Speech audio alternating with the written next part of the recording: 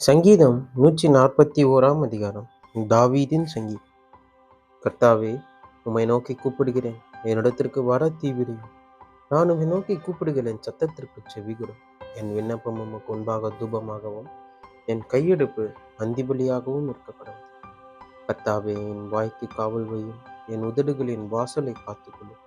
அக்கிரமம் செய்கிற மனுஷருடைய ஆகாமிய கிரியைகளை நடப்பிக்கும்படி என் இருதயத்தை துன்மார்க்கத்திற்கு இணங்க ஒட்டாதே. அவர்களுடைய ருசியுள்ள பதார்த்தங்களில் ஒன்றையும் நான் சாப்பிடாமல் இருப்பேனாக. நீதிமான் என்னை தயவாய் குட்டி என்னை கடிந்து கொள்ளட்டும். அது என் தலைக்கு எண்ணெயைப் போல் இருக்கும். என் தலை அதை அள்ள தட்டுவதில்லை.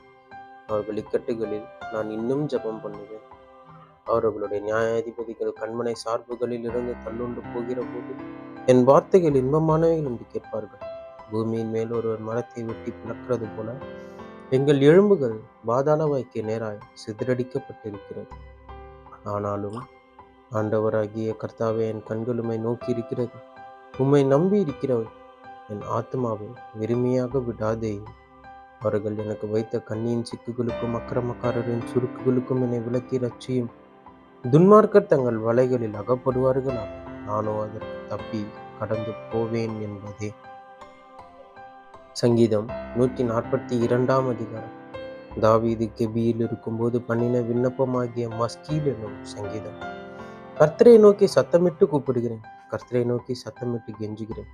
அவருக்கு முன்பாக என் சஞ்சலத்தை ஊற்றுகிறேன், அவருக்கு முன்பாக என் நெருக்கத்தை அறிக்கையிடுகிறேன். என் ஆவி என்னில் தியங்கும் போது நீர் என் பாதி அறிந்திருக்கிறேன். நான் நடக்கிற வழியில் மறைவாக எனக்கு கண்ணி வைத்தார்கள். வலதுபுறமாய் கண்ணோக்கி பாரும், என்னை அறிவார் ஒருவரும் இல்லை. என் ஆத்துமாவை விசாரிப்பார் ஒருவரும் இல்லை. கர்த்தாவே, உம்மை நோக்கி கூப்பிடுகிறேன். நீரே என் அடைக்கலமும் ஜீவனுள்ளோர் தேசத்தில் என் பங்குமாய் இருக்கிறீர் என்றேன். என் கூக்குரலுக்கு செவி கொடும். நான் மிகவும் தாழ்த்தப்பட்டேன். என்னை பின்தொடர்கிறவர்களுக்கு என்னை தப்புவியும். அவர்கள் என்னிலும் பலவான்களாய் இருக்கிறார்கள். உமது நாமத்தை நான் துதிக்கும்படி என் ஆத்மாவை காவலுக்கு நீங்களாக்கினீர். எனக்கு நீர் தயவு செய்யும் போது நீதிமான்கள் என்னை சூழ்ந்து கொள்வார்கள்.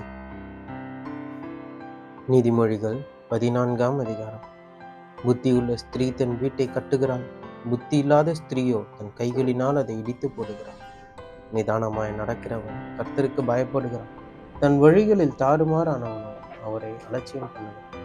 மூடன் வாயில் அவன் அகந்தைக்கேற்ற மில்லார் உண்டு. ஞானவான்களின் உதடுகளோ அவர்களை காப்பாற்றும். எருதுகள் இல்லாத இடத்தில் களஞ்சியம் இருமையாயிருக்கும்.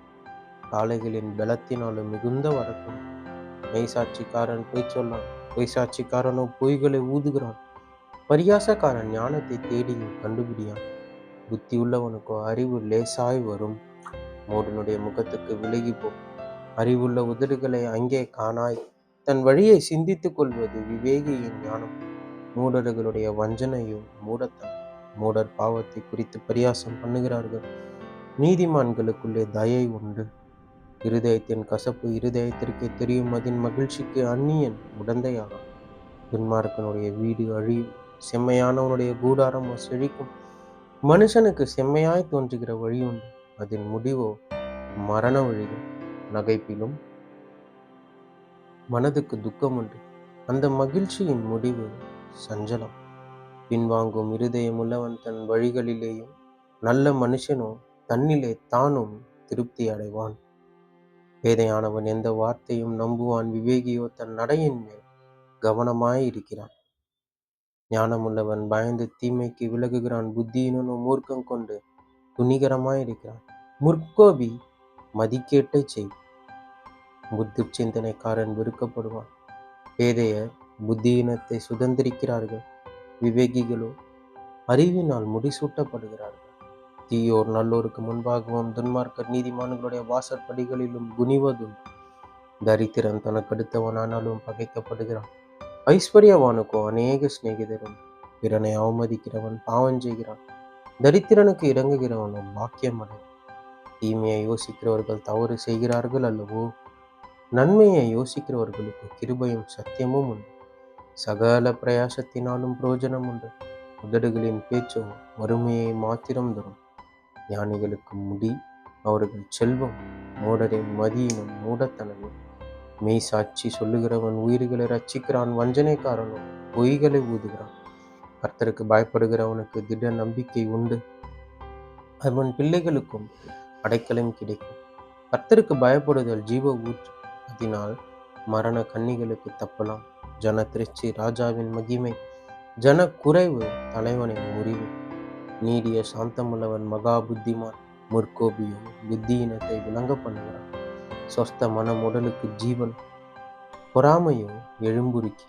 தரித்திரனை ஒடுக்குகிறவன் அவனை உண்டாக்கினவரை நிந்திக்கிறான். தரித்திரனுக்கு தயை செய்கிறவனோ அவரை கனம் பண்ணுகிறான்.